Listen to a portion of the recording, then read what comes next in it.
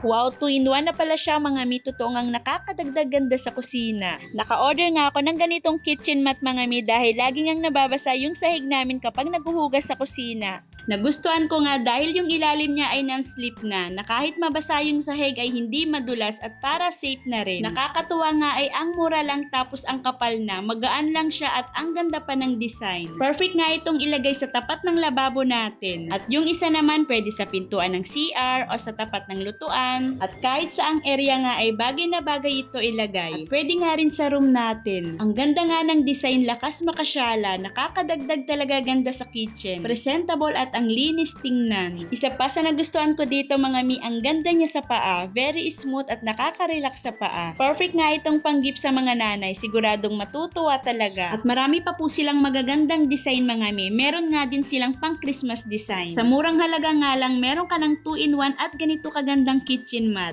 Isang set na po siya, isang maliit at isang malaki. Kaya kung bet nyo nga rin mga mi ang link na sa Yellow Basket.